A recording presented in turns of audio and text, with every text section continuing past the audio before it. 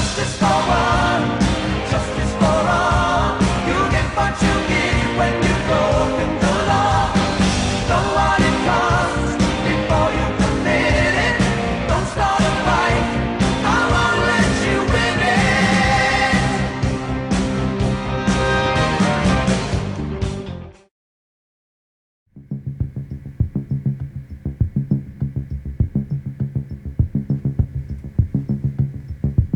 Now, I don't normally do theme episodes, but I've got something special in store for you on this Sam Hain Eve. Thing is fucking impossible. October 31st, Sam Hain, Hallows Eve, Hallow motherfucking Ween, my absolute favorite time of the year. A time to embrace evil, darkness, violence, overall horror. For the select honorable few, months of dedication are put into constructing the perfect costume for the event, because much pride comes with being the best Jason Voorhees on the block, or whatever else you've spent the grueling hours preparing for Devil's Night. There are many films in horror and exploitation cinema that are associated with Halloween, most notably John Carpenter's Halloween, which spawned 7 sequels and a remake with its own sequel. But I'm not going to be talking about that one, because knowing me, I don't go for the obvious choice. Night of the Demons is a tale of a group of young people that get trapped in a cursed building where they get turned into demons one by one, and those still human are forced to survive the night. Haven't I already reviewed this one? The film begins with all the local 80s stereotypes gearing up for a hard Halloween party at the creepy, spooky-ass abandoned mortuary with the terrifying-ass backstory located directly beside the cemetery. A trio led by a metalhead stereotype named Stooge bomb around town and harass old people. One guy in particular that probably deserves a lot worse than Stooge's ass, because he intends to do some bad things involving razor blades and apples to some unsuspecting trick-or-treaters. Smash cut to our brave protagonist, Judy, bravely awaiting the phone call from her hunky boyfriend, Jay.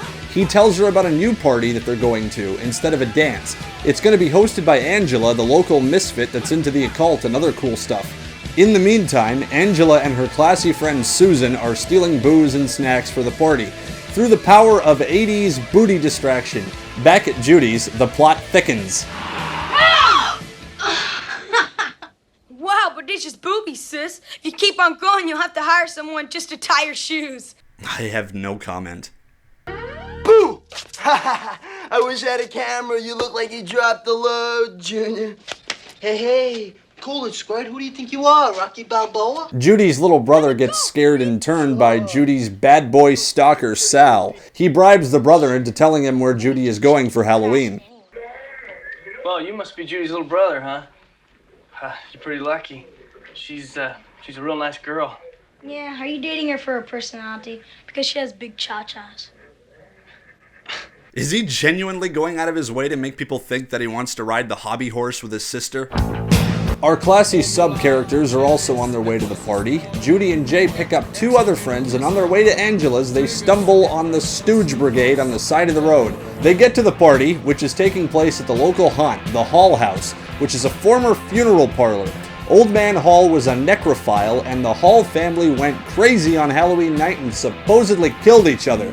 Nobody could figure out what really happened. According to lore, walls were built around the house to mark an underground stream that surrounds the property, which keeps the evil spirits from crossing over. Jay! Come on, this is gonna be great. Just relax.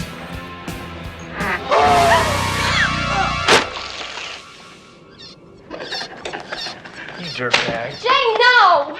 Hey, whose side are you on? With the whole gang intact, they party hard, or at least what partying hard was before Andrew WK set the standard. Hey man, there ain't nothing more party than a group of dudes huddled together 10 feet away watching a girl shake her ass in a dimly lit room. 4 fucking hours! Alright. Woo! I found it in my mother's closet. She used to be an acid head. Oh, now we're talking. It's time to party, let's party. Hurry with yourself and have a crazy party. Hey you, let's party. Have a killer party and party. Super Seizure Party is cut short, so the best possible option is party games, which in this case is a seance. Before that can begin, they hear a noise in the other room. You're not gonna believe what I found in here. By the reaction of the token black guy, you know it's gonna be something real heavy, real violent, and real... Oh, it's perfect. reflective? It's really very simple. You just keep staring at my reflection in the mirror until the glass clouds up all black. When it clears, we'll see what I look like in a past life. This party sucks ass. The seance actually works, but they get distracted by their own bickering to notice the badass heavy metal demon in the mirror.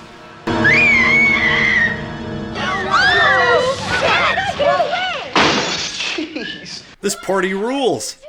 The furnace is going apeshit, something to do with a maid that was burned alive in there some years ago. The first demon spirit escapes, and evil deads its way to our lame partiers, possessing Angela's friend Susan. I don't care what you all think. My daddy was a preacher. And I know better than to be in here fooling with this stuff. This is a house of the dead. And I'm getting out now before it's too late. Yeah, man, get out of there before you die first. Eat a bowl of fuck! I am here to party! Raj and Helen take off, and Angela is possessed through being kissed by Susan. I don't fucking believe it. You know, you kinda gotta admire Sal's reaction of somewhat repulsion towards two hotties making out at a party. Most men would go all Neanderthal and mark out for that shit like it's the greatest happening of all fucking time. I'm into all sorts of things tonight. Case in point. The rest of the group go rummaging through the house. Jay tries to get it on with Judy, but she isn't having any of it. Raj and Helen are still outside and can't seem to find the gate to get off the property. Seemingly, demons are really fucking fast bricklayers. Jay is making out with Judy, or at the very least, that's what he seems to think. Man, no fucking wonder she retracts from it. Most people want to feel like their face isn't being devoured. Jay is only going out with Judy because he heard she was the school slut because she supposedly slept with Sal one time. When she's insulted by this, he leaves her alone in the room when she won't sleep with him, and like a true champ, locks her in there.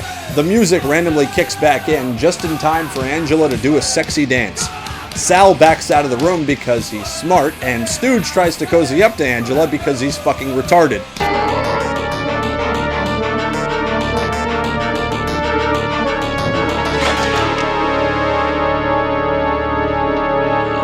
Possessed Susan decides to insert a tube of lipstick into her boobs and gives Jay a blowy. Oh, I'm sorry. Shall I go more in-depth with that? Possessed Susan draws on herself with a tube of lipstick, and by some demonic stroke of logic, she is able to push the lipstick into her nipple. By no other explanation other than it just happening can I really describe it. Then she lubes up Jay's penis with her mouth. I'm glad we talked about this. Angela has a neat trick to show Sal, but he'd rather head home early. Too bad the house is locked now. Raj is attempting to hide in a car for the night. Hopefully the power of thrash metal will protect him. Exodus fucking rocks. Susan gets Jay prepped for a good skull fucking, and newly demonized Stooge kills the shit out of subcouple. I mean, damn, I'm talking savage here. Demon Stooge doesn't mess around. Raj is back in the house and still alive. Okay, seriously, who the fuck came up with this idea that the black guy always dies first in a horror movie?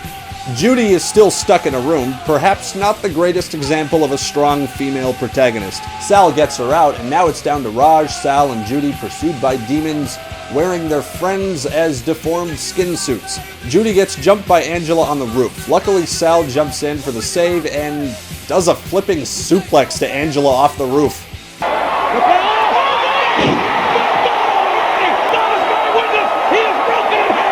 Hey, he might come back and do something cool in the finale. Thanks for clearing that up. Raj and Judy are seemingly doomed at this point. I mean, they're so fucked that the black guy starts crying. Judy thinks that the incinerator is a way out. The very incinerator that let the demons out to begin with. So the guy's a sissy and the girl's a moron. They are so fucked. Judy figures that through Helen's logic of demons and other hellish things being allowed out of hell on only Halloween night, that they'll be fine if they wait it out until the morning. Stooge busts the door down, walking into Judy's plot-convenient makeshift flamethrower. Raj keeps proving that black people have it pretty good in horror films by running through a fucking window and surviving.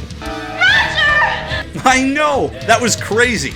For the first time in the film, they try to actually climb over the gate. Roger makes it over the wall, Judy gets stuck on some barbed wire, but it's never give up, never surrender time, and Raj gets her over. The old man mocks Judy and Raj for partying all night, but he gets his just desserts when his wife makes him a pie using the apples that he stuffed the razor blades into.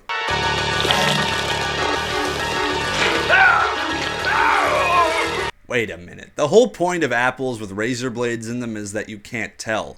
If you bake the razor blades into a pie, you'd kind of be able to tell that they're there the second you put your spoon in and heard a clink. Ah, fuck it. The guy was a cunt. Happy Halloween, dear.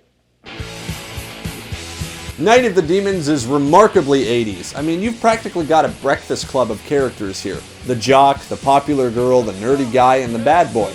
What I really dig about this movie is that it starts out in a relatively innocent way, with the campy cartoony opening credits, the generally lighthearted way that the characters are portrayed.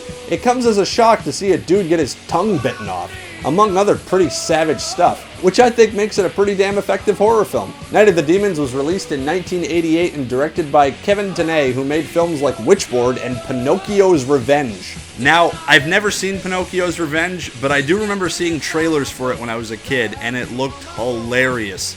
Okay, so you know the crazy possessed bitch that pushes a tube of lipstick through her perfectly pricky boobies? That's Linnea Quigley, and she's had more than a few memorable appearances in horror and generally sleazy cinema.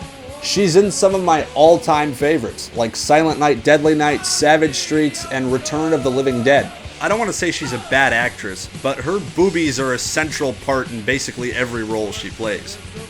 Night of the Demons is definitely one of those movies you don't really have to think too hard about, and that's not a bad thing.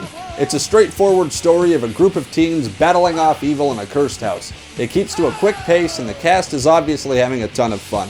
There isn't a boring moment to be had, and I think that's what really counts. Watch it to get into the Halloween spirit, or get some buddies and beers together and have a blast. As for the 2009 remake, well, I do think it's worth the price of admission to watch a bloated John Connor beat the shit out of demons with a rusted pipe.